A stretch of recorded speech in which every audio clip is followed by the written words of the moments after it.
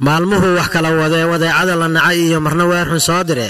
waa mar kale iyo silsilad maanseedkii gani iyo guuleed waana qaybtii saddexaad oo ay mar kale u kaba gashatay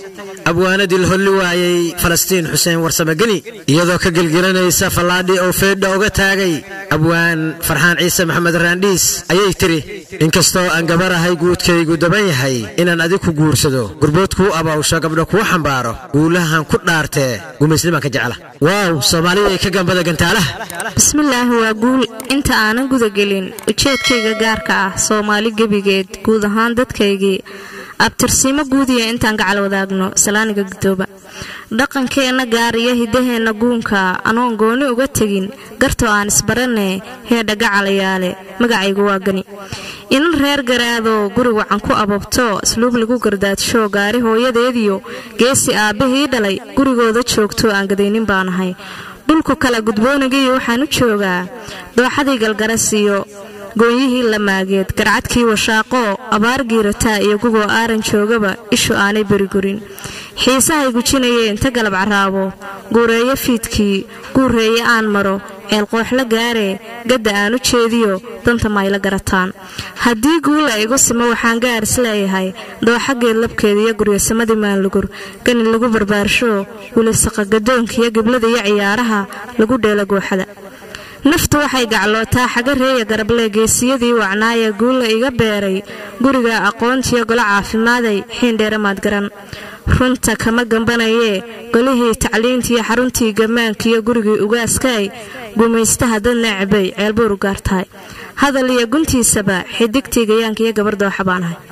tusaalaha gadaashiyo oraah guuna baa tiri hadalaad guntiisiyo micnihiisa gaarkaa si aad uga gol leedahay ruuxaan waxgelin baa ma gartee su'aalaha intuu marin gadoonsho gudbiyaa jawaabaha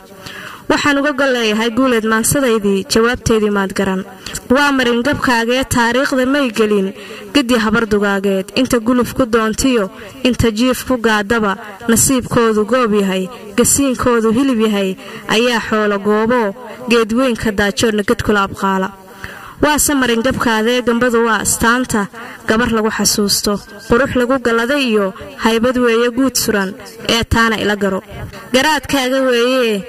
ninaan dumarku gacan qaban gaajada ka mayrayn geediga ma daayo guri kuma nagaado fagaaraha ma uu galo guulna cagama saaro ee taana ila garo garaadkaaga weeye tala waxay gudboon tahay gartu waxay sugnaataa kolkay goobta joogaan gobtii xaawalayde malaha waadan garanine maahmaah guuna baa tiri in haweenku gelin taro awrku guga ma qaado ee taana ila garo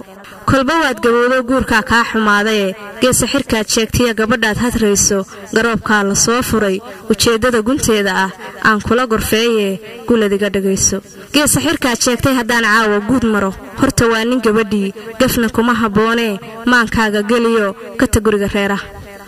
gabadhaa la soo furay ee garoobka noqotana waxaa gabay nasiibkeed gayaankeedii may helin balse waa gob dhalatay gacalo weeye sharaf badan hooyo weeye gaari ah ee taana ila garo